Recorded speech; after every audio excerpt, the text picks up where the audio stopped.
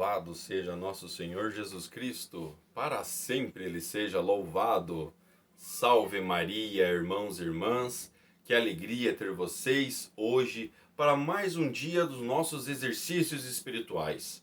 Vamos entrar no momento de meditação, no momento de fé, concentração espiritual para louvar o nosso Deus e seguir os caminhos, assim como Santo Inácio nos propõe. Hoje temos um assunto muito importante que vamos tratar, que é sobre os sofrimentos interiores de Jesus. Os sofrimentos. Aqui nesta imagem, como vocês podem ver, Jesus no Horto das Oliveiras. As agonias que Jesus sofreu durante a sua vida, todo o sofrimento, todo o seu silêncio, a sua humilhação, um ponto de suma importância para nós cristãos que queremos ter um coração manso e humilde de verdade, assim como foi o coração de Jesus.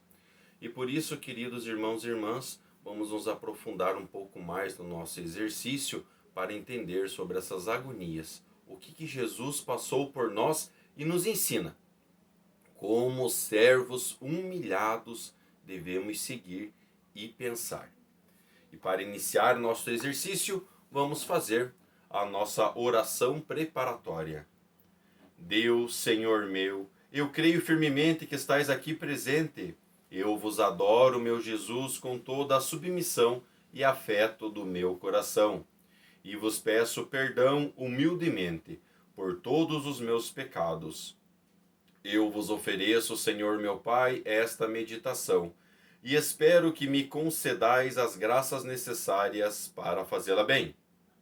Para este mesmo fim, recorro a vós, Virgem Santíssima, minha Mãe, aos anjos e santos, para que intercedais por mim, trazendo-me o que necessito, para que esta meditação seja frutífera. Amém. E vamos lá, queridos irmãos,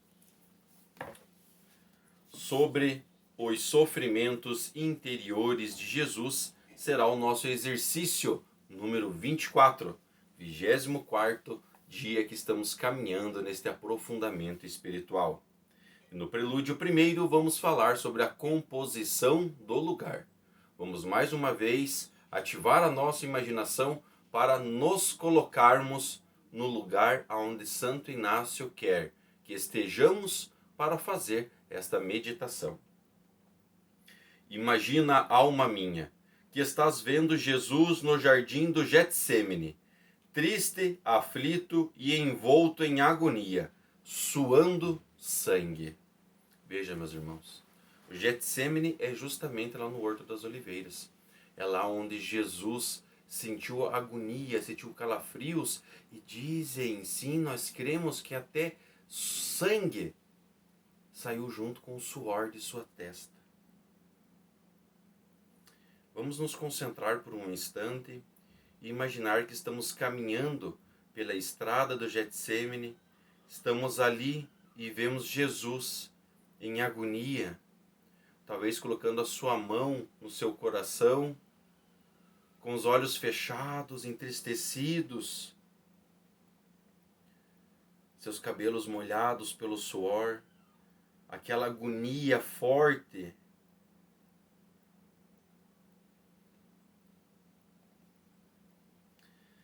E no prelúdio segundo vamos fazer o pedido pela graça especial. Ó meu Jesus, dai-me perseverança, serenidade e paciência para suportar com resignação todo o sofrimento que Deus decidiu me enviar. E vamos ao ponto número 1 deste exercício. Jesus Cristo sofreu antes de nós todas as dores interiores encontradas no caminho da perfeição. Imagina vividamente, alma minha, que vês no jardim do Getsêmani o teu divino Redentor. Esforça-te agora para penetrar bem fundo no seu coração e compreender aqueles terríveis sofrimentos com os quais ele foi oprimido. E nisso percebe, alma minha, que a divindade não proporcionou nenhum alívio à sua santíssima humanidade, de forma semelhante a uma alma escolhida, que habita o céu e nada pode fazer pelo seu corpo deixado para apodrecer numa tumba, pois Jesus sofreu da mesma maneira que teria sofrido se tivesse sido apenas um homem comum como nós. Tendo isso em mente, comecemos a meditar. O primeiro sofrimento de Jesus Cristo foi uma tristeza imensa. Duas foram as causas disto. A primeira foi seu amor ardente. Nunca houve mãe tão carinhosa que amasse seu único filho com tamanha ternura como a de Jesus Cristo, que amava a todos e a cada um dos homens individualmente. A segunda foi o seu conhecimento infinito. O Senhor sabia que, passar de sua paixão, a maioria dos homens pereceria por toda a eternidade. Disso lhe resultou uma tristeza tão profunda que, mesmo que lhe faltassem as outras dores, esta sozinha seria suficiente para causar a sua morte. Para teres uma vaga noção disso, imagina, alma minha, que uma mãe, ao deixar brincando no campo algum de seus filhinhos, a quem amava profundamente, ao retornar, ver a todos despedaçados por uma fera que havia saído de uma floresta próxima, e todas as partes de seus corpos totalmente desfiguradas, estão espalhadas por todos os lados. Poderia alguém compreender de forma suficiente a dor dessa mãe amorosa diante da visão de seus filhos tão amados mortos de forma tão bárbara? Então agora, alma minha, no coração de Jesus, e vê se consegues encontrar uma dor semelhante à dele, quando testemunhou a ruína de tantas almas que, apesar de abençoadas com o derramamento de seu precioso sangue, estavam perdidas irremediavelmente por toda a eternidade no inferno. Este primeiro ponto que Santo Inácio nos diz, meus queridos irmãos, vejam que ele sofreu tanto, seu coração ficou ali tão contrito, ele teve tamanha agonia para nos salvar e para nos entregar seu amor, se entregar como cordeiro imolado, e mesmo assim ele ainda tinha uma verdade, que apesar de sua morte, seu sacrifício, muitos ainda se perderiam, muitos ainda não veriam o sacrifício verdadeiro de Deus, e muitos ainda continuariam nas trevas. Veja que agonia para Jesus, que fez de tudo, e fez tudo realmente por amor a nós. Por amor a nós, meus irmãos. E ele simplesmente já sabia que iria acontecer, que mesmo com sua paixão e morte e ressuscitação, muitos ainda prefeririam o mal e o pecado. Então imagine quando ele está ali no Getsêmani e está meditando sobre isso, nessa agonia terrível, que tudo que ele está fazendo ainda seria pouco para alcançar os corações dos homens. O segundo sofrimento interior de Jesus Cristo foi o temor. Não há nada que oprima mais cruelmente o coração de um homem do que o temor da morte que se aproxima. Não são poucas as vezes que isto ocorre. Quando a morte se aproxima, mesmo em pessoas jovens e de constituição robusta, em apenas uma noite envelhecem muito a ponto de se assemelharem aos anciãos mais debilitados. Assim que a impressão não deveria causar no coração de Jesus o temor de sua morte iminente, a qual nosso Senhor antecipava vividamente com todas aquelas circunstâncias terríveis que a tornavam tão amarga. Imaginem, ele sabia que assim que ele começasse realmente a mostrar o reino de Deus, a trazer a palavra de conversão, os seus próprios iriam julgá-lo. E nós vimos isso já nos outros exercícios, meus queridos irmãos e irmãs. Jesus, até mesmo na sua comunidade, foi expulso, queriam apedrejá-lo. Ou pior, queriam jogá-lo de um precipício, de um penhasco, porque não queriam acreditar quem ele era. Ele era um simples carpinteiro, mas mesmo com tantos profetas falando da sua vinda, eles preferiam acreditar que ele era simplesmente um homem, um profano, uma pessoa que seria julgada à morte. E Jesus sabia que ele ia ser morto, que ele ia ser crucificado. Ele já tinha essa agonia, porque ele tinha o seu temor. Ele queria fazer a vontade do Pai. Mas em quantas vezes, de certo, não passou na cabeça dele que vai chegar o momento que ele seria pregado na cruz. O terceiro sofrimento de Jesus Cristo foi o seu combate interior. A natureza e a graça se uniram para despertar no coração de Jesus este combate. A natureza, tanto pelo horror da morte, quanto pela amargura que sentia diante da ingratidão dos homens, tornava sua paixão insuportável. E foi por essa razão que se voltou ao seu pai com estas palavras: Meu pai, se é possível, passa de mim este cálice. A graça exigia-lhe o grande sacrifício, e assim ele acrescentou: Todavia, não como eu quero, mas sim como tu queres. Mas quem poderá explicar a intensidade desta luta interna que ele travou? Basta saber que foi tão imensa a sua santíssima humanidade, não pôde suportar sendo forçada, por isso a transpirar um abundante suor de sangue vivo. Sim, meus irmãos, a agonia dele no Getsêmani foi tão pavorosa, tão desesperadora, que Jesus suou gotas de sangue. Suou sangue, sim.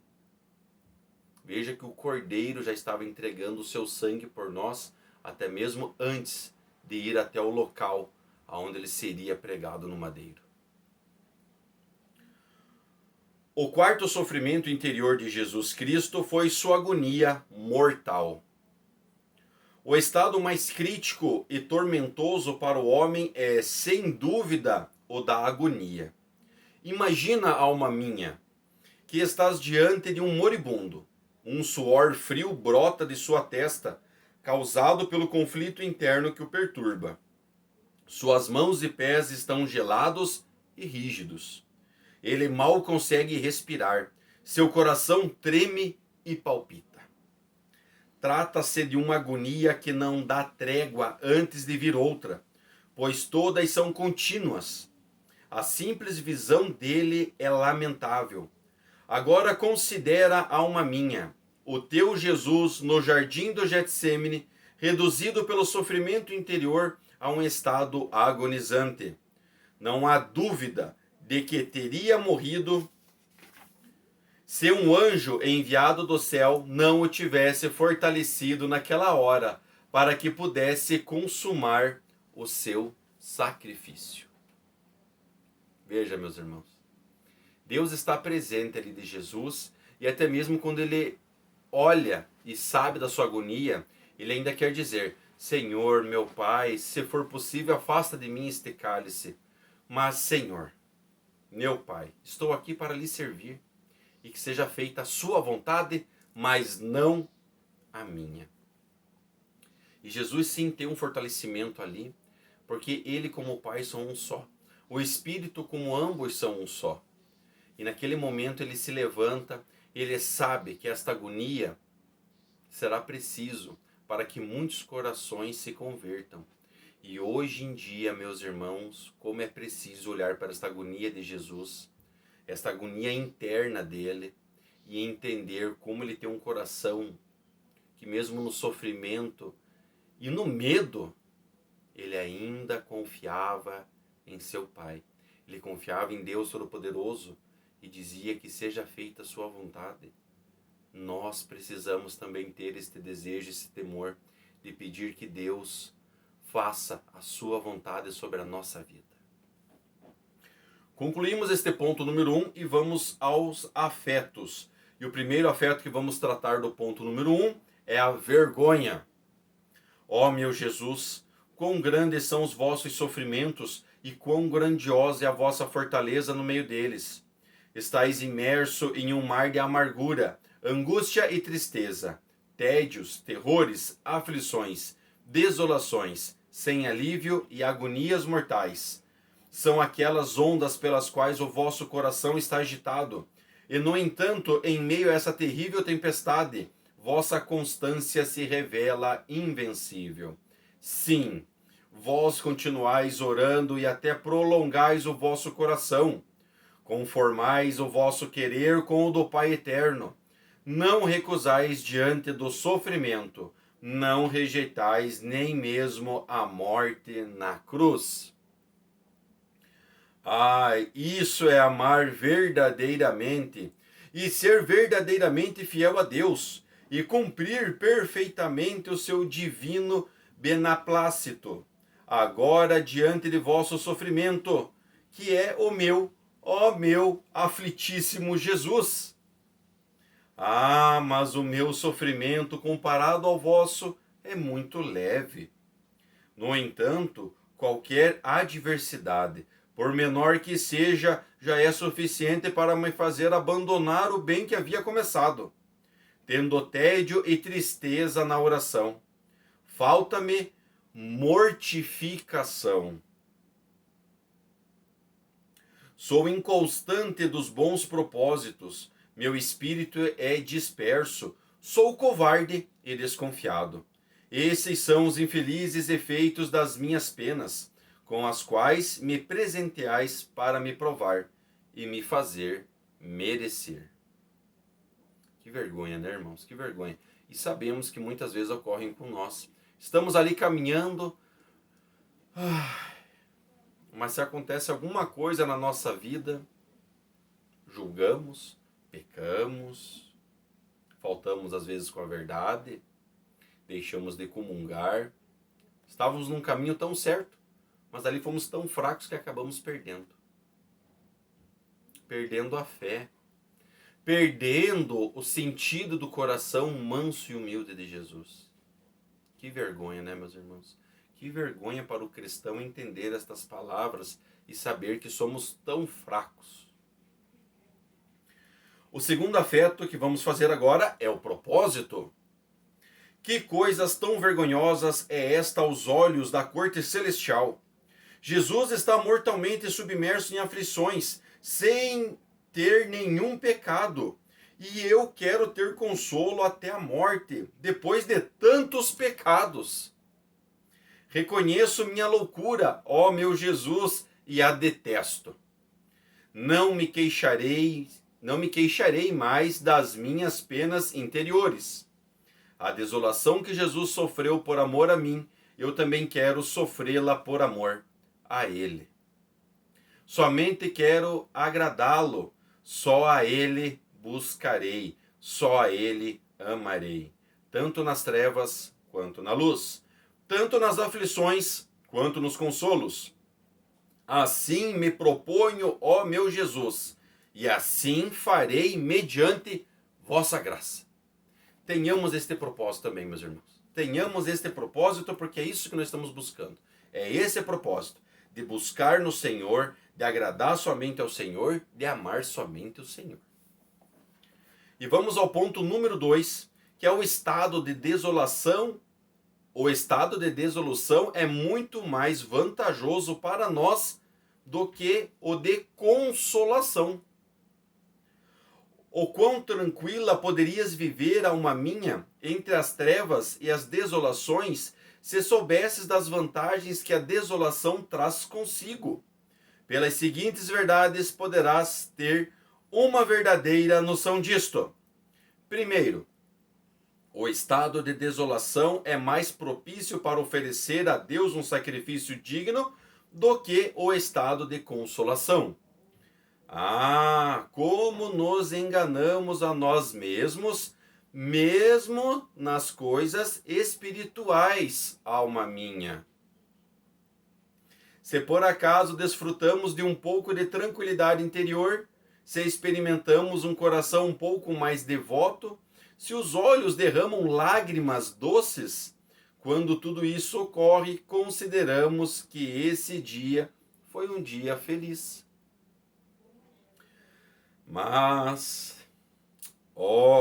quão incomparavelmente mais valioso é um dia de desolação.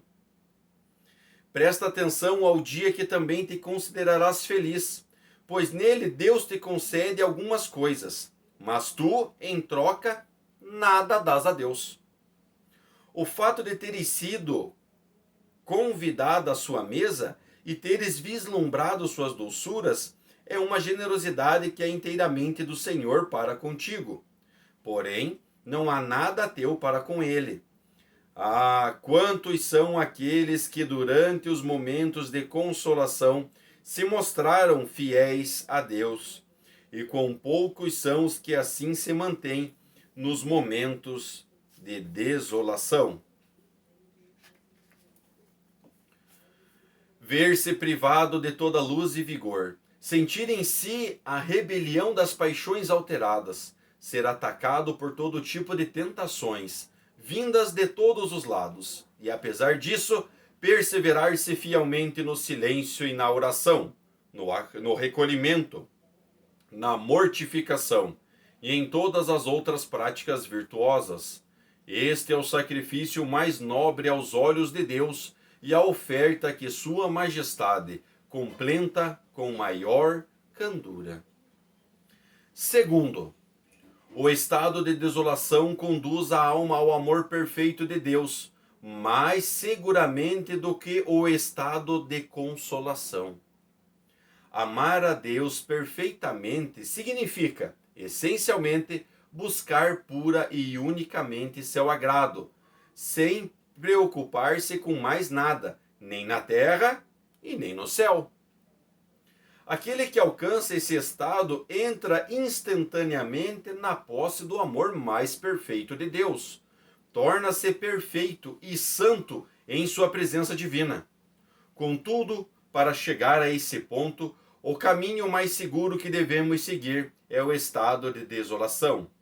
Pois neste estado a alma é privada de todo o consolo exterior, e ao mesmo tempo, quando Deus retira toda a doçura interior desta alma fiel, é como se ela ficasse crucificada, morrendo aos poucos para si mesmas e para todas as outras criaturas. Terceiro, optar por viver no estado de desolação ao invés de consolação conduz a alma com mais segurança à íntima união com Deus. Deves saber, alma minha, que assim como o fogo purifica o ouro, livrando-o de toda sujeira e deixando-o belo e reluzente, da mesma forma o estado de desolação purifica a alma. Ao consumir nela todo o afeto que não esteja voltado para Deus, torna-se agradável ao Pai. Predispondo-a rapidamente à celestial, à união íntima com o sumo bem, iluminando-a com a sua luz celestial e inflamando-a com o seu santo amor. Algo semelhante ocorre a um aposento que, ao retirarem a cortina que impedia a entrada dos raios do sol, passa a receber a luz e calor. Veja, meus irmãos, que bonito isso, né? Quando entregamos tudo nas desolações, mas estamos confiantes a Deus, veja que exemplo bonito, né? Estamos numa sala escura, às vezes aquele cheiro, sabe, de móvel velho, sabe, aquela sensação ali de depressão até, um ambiente muito fechado, mas aí abrimos as cortinas, abrimos as janelas e vem um vento gostoso, ilumina o ambiente. Assim estar com o coração voltado a Deus. Que exemplo bonito que Santo Inácio nos diz, né? Muito bonito. No entanto, não se pode afirmar o mesmo sobre o estado de consolação, pois este está em conformidade com o amor próprio. Apenas um em cada 1000 almas vivendo nesse estado, alcançará a união com Deus. Portanto, quão mais desejável não deve ser o estado de desolação? Veja, meus irmãos, o que Santo Inácio quer nos dizer aqui? Quando estamos na desolação, Deus fica muito feliz porque nós voltamos para Deus. E procuramos a Deus. E queremos estar com Deus porque estamos em aflição e agonia. Certo? Quando estamos na consolação, nós estamos muito felizes, estamos gratos. E como ele diz aqui, 1 a cada 1000 lembra de agradecer a Deus. Lembra de agradecer a Deus. E olha que isso aqui foi escrito há centenas de anos atrás, né? Veja que naquela época já era 1 para 1000. E hoje é que o número de pessoas neste planeta é muito mais numeroso, tem muito mais gente. Eu consigo alguma coisa, estou tão feliz naquele dia, fico tão feliz que às vezes eu acabo esquecendo de agradecer a Deus, porque se tudo de bom que acontece na minha vida, não é pela força do meu braço, não é pela minha mão, é porque Deus está olhando por nós. É porque os santos e os bem-aventurados, como a Santíssima Virgem Maria, está intercedendo por nós lá no céu. E nós às vezes esquecemos. Por isso que aqui Santo Inácio nos diz que 1 a cada 1000 lembrará do Senhor e irá agradecê-lo. Mas na desolação, aí sim as pessoas vão querer lembrar, ou até mesmo esquecer de vez. E aí é condenação, né, meus irmãos? Bom, meus queridos, terminamos o ponto número 2. E vamos agora aos afetos que vai ser tratado sobre este ponto número 2. E o primeiro afeto que vamos ver é o sacrifício. O que farei então? Vejo Jesus no estado de desolação e angústia até a morte. E compreendo que tal estado é altamente proveitoso para mim, pois é o que me conduz à união com Deus. Por que então recuso-me a entrar nele? Não! Neste momento prosto-me aos vossos santíssimos pés, ó meu Jesus, e consagro e dedico tudo ao vosso divino beneplacito.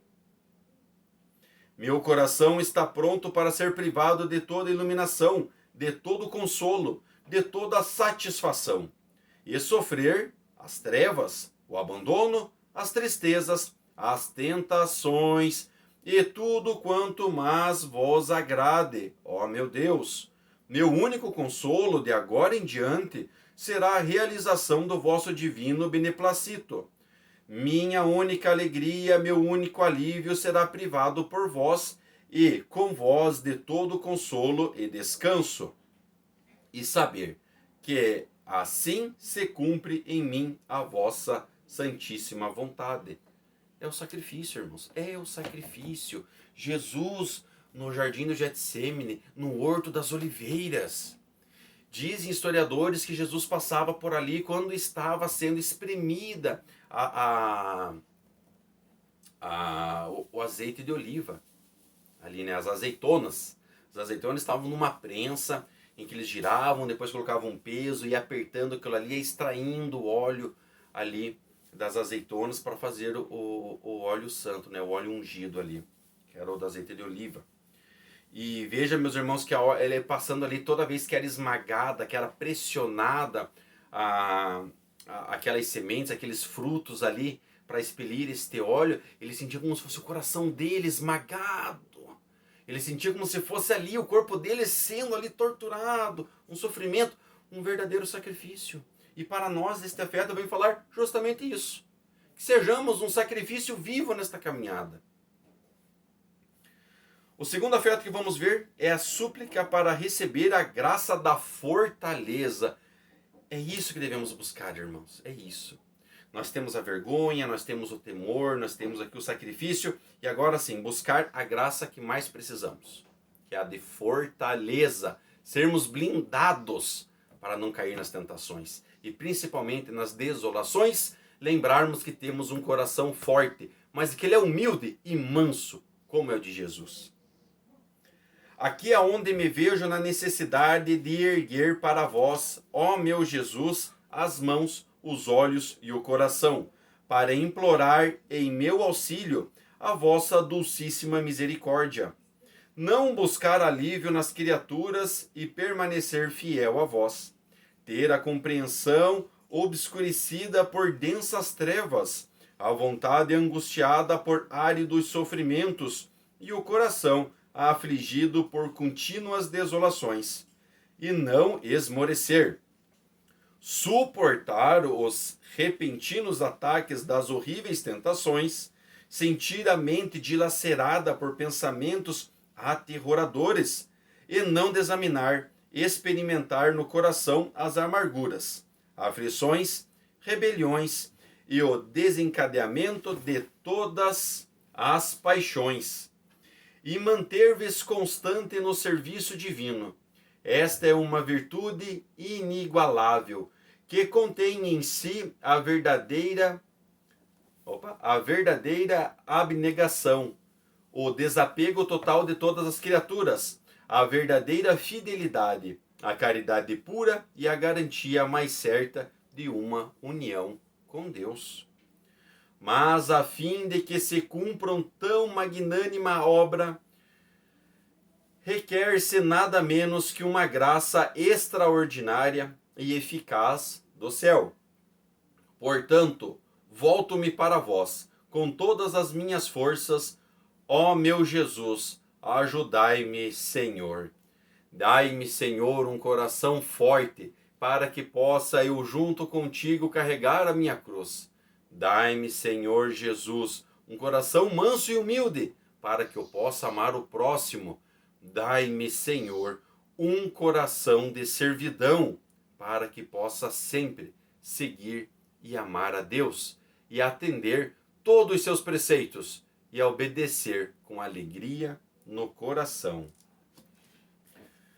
Pai nosso, que estais nos céus, santificado seja o vosso nome. Venha a nós o vosso reino. Seja feita a vossa vontade, assim na terra como no céu.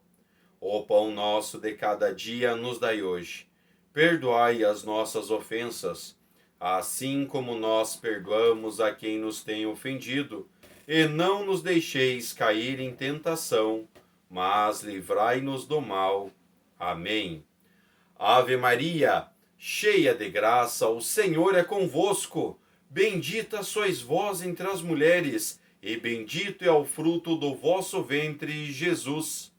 Santa Maria, Mãe de Deus, rogai por nós, pecadores, agora e na hora de nossa morte. Amém. Muito bem, queridos irmãos e irmãs, concluímos o nosso 24º exercício. E vamos agora fazer a nossa conclusão desta meditação.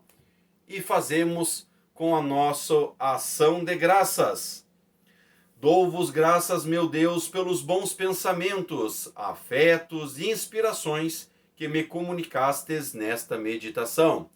Oferecimento. Ofereço-vos as intenções que nela formei e peço-vos pela graça eficaz para colocá-las em prática.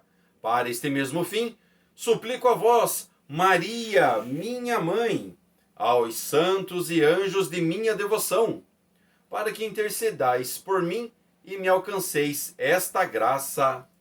Amém. E neste pedido pela graça especial, neste oferecimento que pedimos para que Deus nos abençoe nesta meditação, vamos pedir o que vimos no último afeto deste exercício. Dai-nos, Senhor, fortalecimento. Dai-nos, Senhor, um coração forte, para que tanto nas consolações como nas desolações eu esteja presente a Ti, eu olhe para Ti, eu volva meus olhos para Ti, Senhor, para que possamos seguir fiéis neste caminho. O Senhor esteja convosco, Ele está no meio de nós, que por intervenção de Santo Inácio, que nos mostra nessas agonias internas de Jesus, que devemos procurar um coração forte, eu peço a bênção de Deus Todo-Poderoso, Ele que é Pai, é Filho e é Espírito Santo. Amém. Salve Maria!